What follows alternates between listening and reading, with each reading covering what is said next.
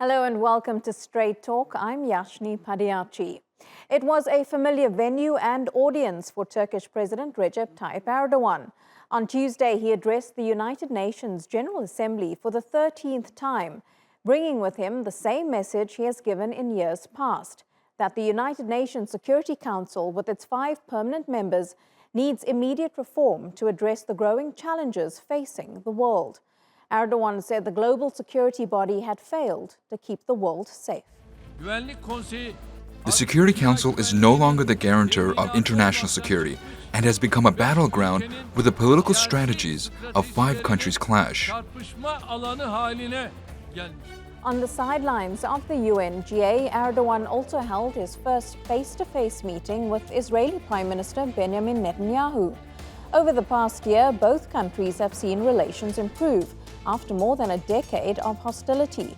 Erdogan also met Greek Prime Minister Kyriakos Mitsotakis in New York, following up on a previous meeting the 2 NATO allies held back in June.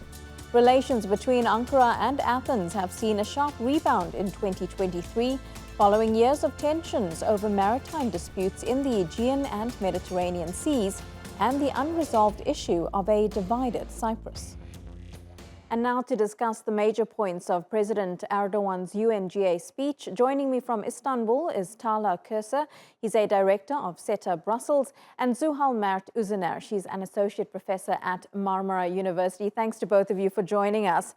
Now, Zuhal, I'm going to start with you. And President Erdogan was very blunt in his call for UN reforms this year. During his address to the General Assembly, he gave a very specific examples of how UN peacekeepers had tried to block construction of that vital road in the Turkish Republic of Northern Cyprus. He said the incident, and I'm quoting here, was a manifestation of this empty institutional structure that provides neither justice nor trust.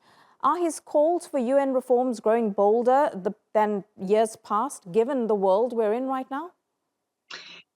This reference is very critical because we know that UN has the charter defines all the functioning principles, and when we look at these principles, it's so clear that it depends on state supremacy. But in many cases today we face challenges because of the existing problems in different regions, especially in between different ethnic groups. And one of the most important example is the Cyprus. So when we look at these explanations, we can see that how UN mechanism was not successful in this case because of this somehow illogical, I will say, the recognition of the southern Cyprus as only and the sole sovereign power on the island, and they do not recognize the other very important actor on the island. So how they can be an effective mechanism to ease the problems, to solve the problems in any kind of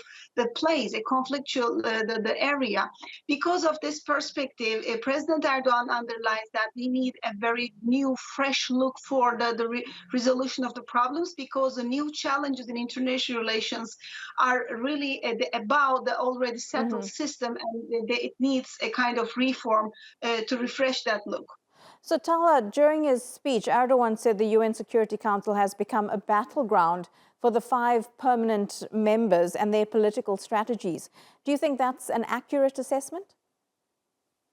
Exactly. I mean, if you look at the major problems today, for instance, Russian invasion of Ukraine, or the Nagorno-Karabakh issue, or many other issues in the Asia, South Asia, many of these problems are not addressed. United Nations, and especially it was designed for these purposes. And also Security Council is responsible for some practical movements and some practical decisions on this regard. And unfortunately, because of the disagreement among the members of the Security Council, and sometimes they block some of the agreements, some processes. So these disagreements and competition among these 5 members usually prevent resolution of the many significant issue, and sometimes this makes emergence of the frozen conflicts, and this generates more difficult problems in the coming years. So today, I think the personal or country interest of all these Security Council members prevent resolution of conflicts in many parts of the world. Disagreements among them is costly for many people in the South Asia, in Africa, in the Middle East, and rest of the world. I think this structure needs to address the multilateral platforms, needs to return to their function, and they need to take into account their actually fundamental principles and fundamental mandate. Yeah, well, you're speaking about some of the issues the world is facing right now, and one of them, of course, is the war in Ukraine. It was something that President Erdogan addressed at the UNGA. I'm just going to ask our team to play a quick clip of what he said about that ongoing war. Since the beginning of the Russian-Ukrainian war, we have been endeavoring to keep both our Russian and Ukrainian friends around the table with the thesis that war will have no winners and peace will have no losers. So, Zuhal, President Erdogan says here, no winners, no losers. What does that look like? What sort of deal is he pushing for between Ukraine and Russia? Is it something that's going to be viable?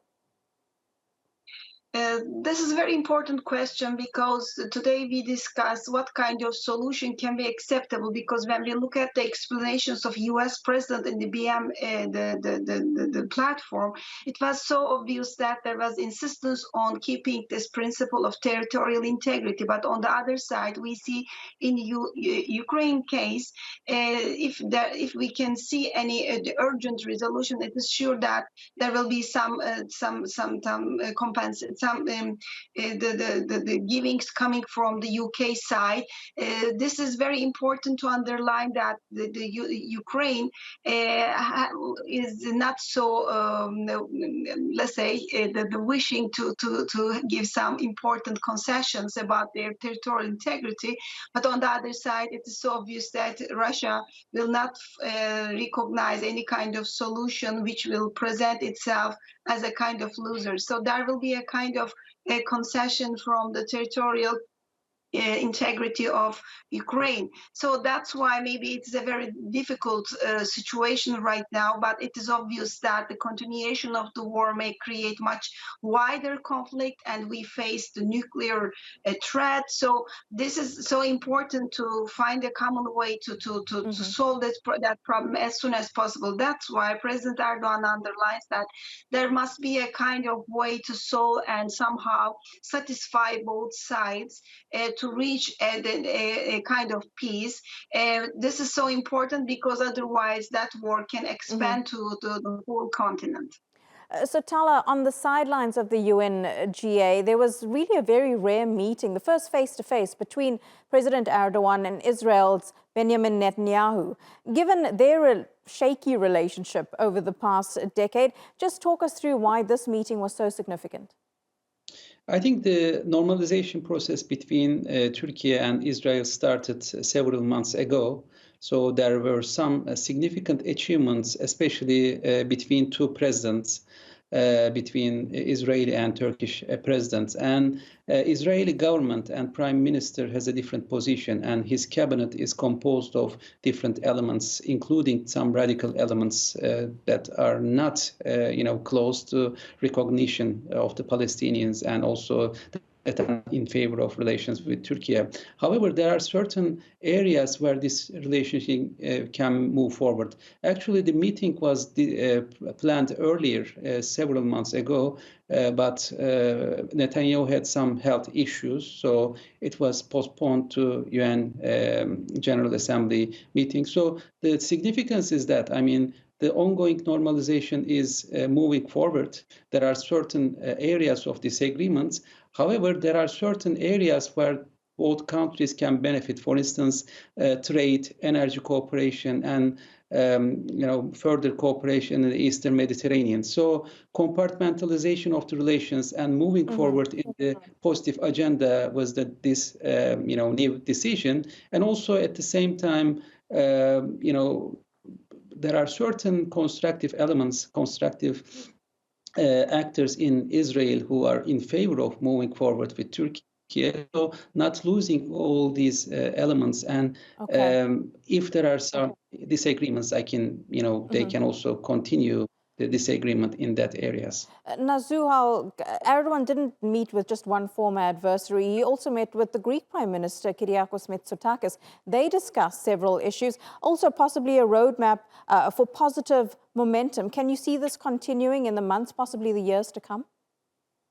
Now we are at the stage of the creation of a positive atmosphere, positive agenda. It is clearly explained by both leaders.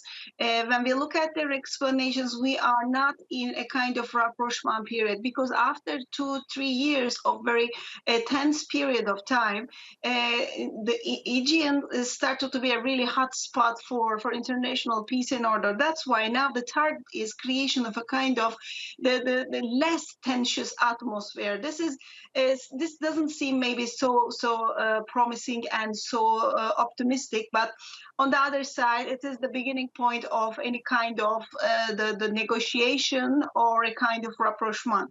That's why it is important to underline that the continuation of this positive atmosphere is very important, but of course we cannot expect a very fast-track resolution of any kind of very serious and very complicated problem in between two countries. Talha, very quickly, I'm going to end with you. One of the other things that's very concerning for Erdogan and Turkey is the growing rise of Islamophobia, especially in Europe, where we've seen the spate of Quran burnings. How important was it to use the UNGA as a platform to address this growing issue? I think this is very important because, as we know, some Western countries especially use freedom of speech, especially for this issue. I think for Erdogan, together with prime ministers of Malaysia and Pakistan, they tried to formulate this as a hate speech. I mean, there are significant consequences of these hate speeches against the Muslims in the West, Muslims all over the world. I think raising awareness about the Islamophobia, xenophobia, and highlighting some possible processes to address this issue and bringing this not just as a freedom of speech, but hate speech, and contacting with Western counterparts on this point is very important. So I think it's a great venue to highlight this point and publicize Turkey and 2 billion Muslim world concerned about this issue. I think this will continue to be an agenda item because there are certain right-wing and extremist politicians that are instrumentalizing anti-Muslim, anti-immigrant discourses all over the world. Talha Kose and Zuhal Mert, Uzuner, it's really good to get your thoughts. Thank you so much again for joining us.